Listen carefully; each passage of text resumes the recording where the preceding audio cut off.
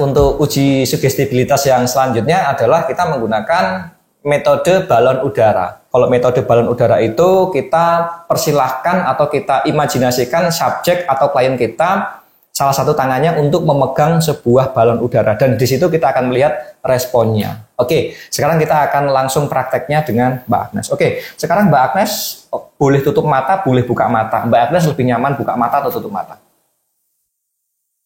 Buka aja. Buka mata aja ya. Oke, sekarang tangannya kayak gini, Mbak. Tangannya kayak gini. Fokus ke tangannya ya, fokus ke tangannya. Oke.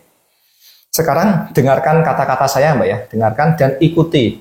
Paham ya? Dengarkan dan ikuti. Jadi kalau saya bilang tangan Anda ringan terangkat naik ke atas ya, ikuti aja naik ke atas. Jadi jangan beranggapan ini tiba-tiba naik sendiri, enggak. Tetapi ikuti aja apa yang aku ucapkan, yang aku perintahkan, ikuti aja. Iya. Ada pertanyaan nggak? Jadi ketika nanti sudah saya main tes sugestibilitas, nggak boleh ada pertanyaan. Nah sebelum kita mulai ada pertanyaan nggak kira-kira? Nggak ada ya, paham ya? Jadi ketika aku bilang naik ke atas, naik ke atas, naik ke atas gitu ya. Oke? Oke. Sekarang lihat tangannya semuanya.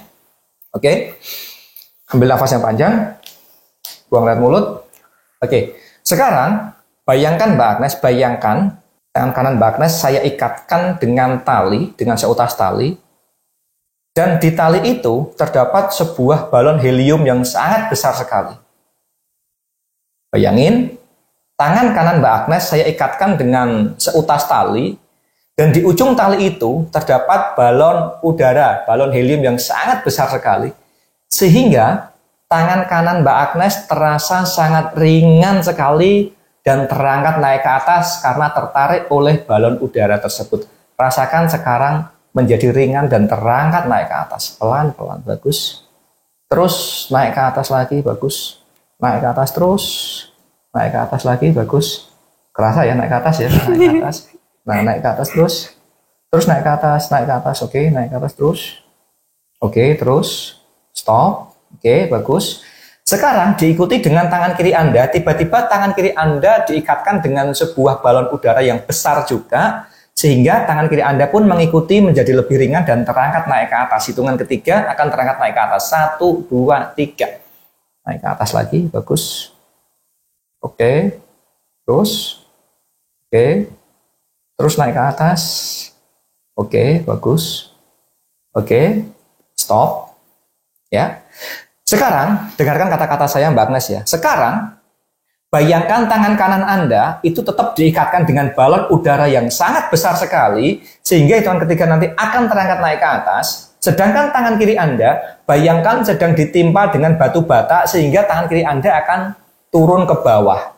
Oke? Hitungan ketiga nanti tangan kanan Anda akan terangkat ke atas karena balon udaranya sangat besar sekali, sedangkan tangan kiri Anda akan turun ke bawah secara perlahan-lahan. Hitungan ketiga mulai. 1, 2, 3. Bagus. Oke. Bagus. Oke. Oke, bagus. Sekarang terus naik ke atas, terus naik ke atas, terus naik ke atas. Naik ke atas terus, naik ke atas, sampai ke atas lagi, bagus, lebih ke atas lagi. Oke, stop. Sekarang hitungan ketiga, talinya saya putus. Ketika talinya saya putus, tangan Mbak Agnes akan jatuh. Ya, hitungan ketiga talinya akan saya putus sehingga tangan Mbak Agnes akan jatuh ke bawah. 1, 2, 3. Saya potong.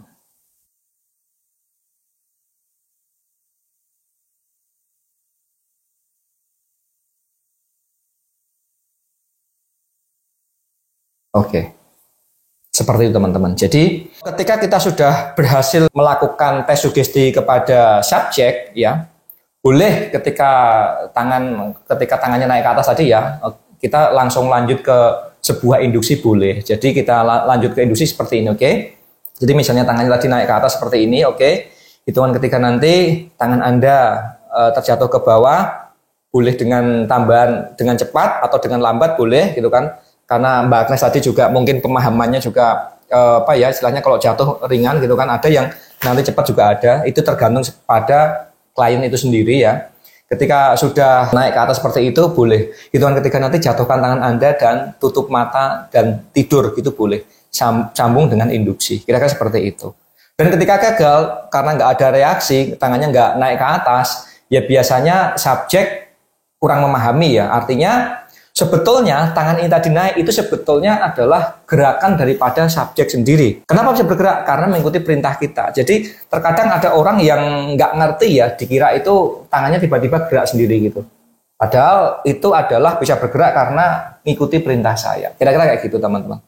Oke ya, dan selamat mencoba. Semoga berhasil. Ketika gagal tetap konsultasi kepada trainer Anda.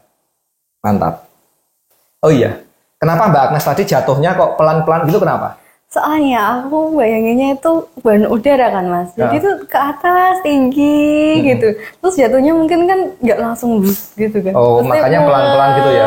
Gitu. Oh, makanya saya pikir tadi kok jatuhnya kok pelan-pelan. Biasanya kan ketika udah dipotong teng gitu kan langsung gini biasanya. Cuman kok Mbak Agnes kok pelan-pelan gini gitu. Berarti memang apa ya istilahnya pemikiran Mbak Agnes di udara dari atas jatuhnya pelan-pelan gitu. Iya. Jadi seperti itu teman-teman, bukan karena itu gagal, itu settingan, enggak, kita nggak ada settingan karena ini adalah tutorial ya. Jadi ketika subjek turunnya pelan-pelan, itu semua kita kembalikan kepada pemahaman daripada subjek sendiri. Ada yang langsung ekstrim, ada yang pelan-pelan, karena setiap informasi yang kita sampaikan di penerimaan subjek atau klien itu beda-beda, tergantung daripada orangnya tersebut. Oke ya, silakan dicoba dan mantap sekali.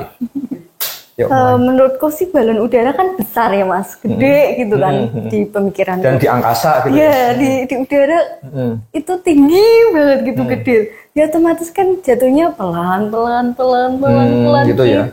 Nggak langsung. Enggak sih. Oh, oke. Ya udahlah, nggak apa-apa.